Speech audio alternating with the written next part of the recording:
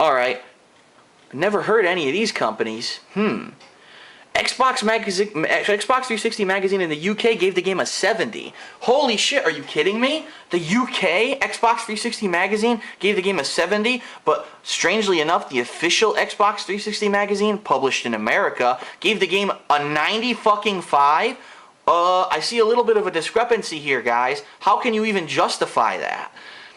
Again, now as the scores go up, you're going to see, who are these websites? I've never heard of any of these. You want to know why? Because the only websites that were fucking honest with their reviews weren't getting a kickback from Bungie and Microsoft to do it.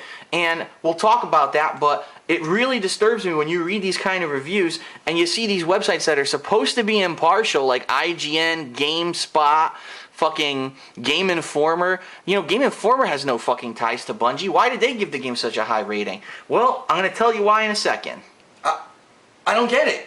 It's like they played a different game. Did we not play Halo 3 ODST? Did they have some fucking special version of the game that kicked ass, where they're like naked tits and fucking hookers running around the screen instead of these fucking...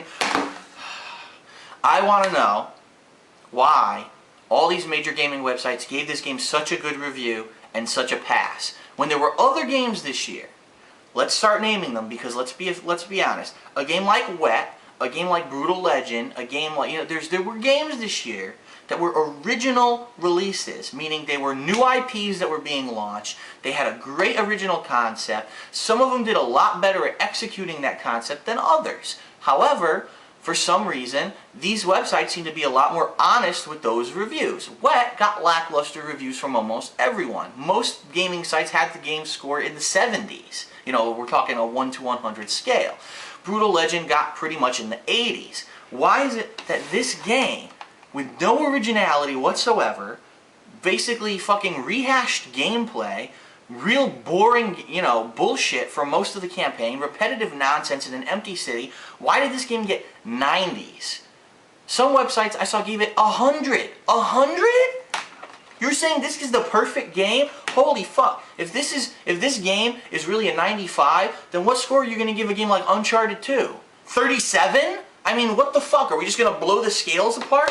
I don't understand, but you know what? The truth is I do understand. That's why I do what I do with the Hateful Truth. I tell you the truth about these games so that when you're going to go out and make a decision, you at least got from someone's honest perspective, from their playthrough of the game, what the game was like.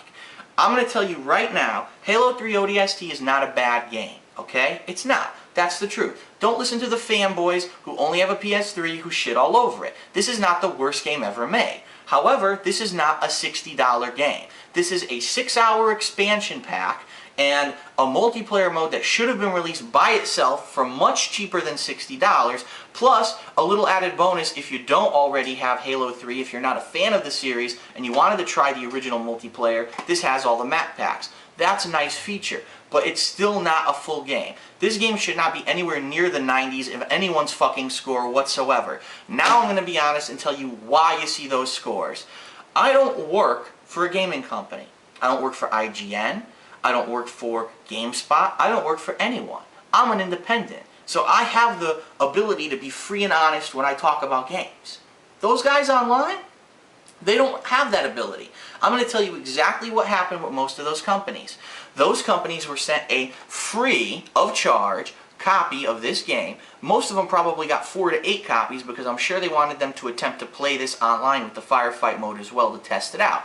They got it in advance, meaning probably several weeks in advance of the official release, if not months in advance, and they sat down and played the game and said, wow, this game's okay. And then the company basically said, that's great. But by the way, you know our arrangement. It's a silent arrangement, but if you really want to keep getting these games ahead of time, you're going to fucking suck our dick. And so when we send you a game like this, that you know is not that good of a release, is not worth $60, and is basically a way to rip off gamers who don't know that this is just a fucking DLC, you're going to tell them that it's great. You're going to overinflate the score, and you're going to tell them every fucking word that we tell you to say. How is it that we just read reviews that said this game needs improvement, but the review gave the game a 90 or above? Huh? A game that you willingly admit could have been much better, and you're giving it an almost perfect score. Fuck you. That's not journalistic integrity. That's called whoring out to the fucking megalo fucking corporations who are putting money in your fucking pockets. It's unacceptable if you're part of the gaming media. I don't like it. I'm not going to fucking stand here and allow it and not speak about it. It's bullshit. Well, I don't get freebies. No one sends me free games, so I'm not going to suck cock. And guess what? If you were to send me a free copy of this game, I still wouldn't suck your cock because I'm not a whore. I fucking do this for fun, and I want to make sure that people get the honest truth and not some bullshit that's gone through a filter, or that I was told by my manager that I better inflate, or some editor inflated my fucking review. This is the raw truth about this game. It is a good game. It's not a 90 score. There's no one that should have rated this game above an 85 at all. In fact, for my scoring system, this game should be in the 70s. This game is no good than maybe like a 7. My rating score is 1 to 10. I give Halo ODST a 7, and here's why. If Firefight itself had been sold as a DLC separate from this $60 package, it probably would have gotten an 8.5, because the Firefight mode is the best part of this package. It's fun. It's cool to jump online with your friends and play the Firefight mode. The gameplay is original. It's different. It's taking Halo 3 and combining it with the concept from another multiplayer game. Okay, so maybe they kind of stole the concept, but it works. So that is really what you should get a review on. The Firefight mode is an 8.5, but the campaign is fucking a 5. The campaign is lackluster. Sure, the graphics are nice, there were some improvements, but it's not worth a $60 purchase. And I'm sorry, getting the multiplayer packs from Halo 3 is a 0. It's a fucking 0. You're talking about a small group of people who didn't jump on the Halo 3 bandwagon when the game came out, never tried Halo 3, and you're just offering it as an incentive to buy the new game. That's not worth a review. You don't get another review for that. The Halo 3 multiplayer is the Halo 3 multiplayer. It's not the ODST multiplayer. It doesn't factor into my fucking review of this game. So overall, Halo 3 ODST, what's the average between a 5 and a fucking 8.5? I don't give a fuck because I don't have a calculator. This game gets a 6.5 from me. It's one of the worst releases of the year overall because it's not a true game. It's not a full release. It's a fucking DLC. It should have never cost $60 to begin with. It's fucking abusing the system to make these fucking websites kiss your ass to have this game released and then give it 90s in your score. It's fucking not right. And I do not like that whatsoever. Now, I'm going to lay out a challenge. If any one of these major gaming websites that game this game a high score, meaning above an 85, can come back and do a video response or post something official and justify them giving it that score, meaning they're actually going to consciously type something up and say, here's why I think this game should be a 95, and if you think you can legitimately do it, I dare you. Reply to this video or fucking put it up on your website and link it to this video, but I want to see someone actually legitimately justify this game getting a fucking score higher than a 9, or if you're in a 100 gaming rating system, 90 or above. It doesn't deserve it. The facts are the fucking facts. I don't care if you're a fanboy or you hate the fucking game because you only own a PS3 and you're a PS3 fanboy. No one on the planet can justify this game getting that kind of a score.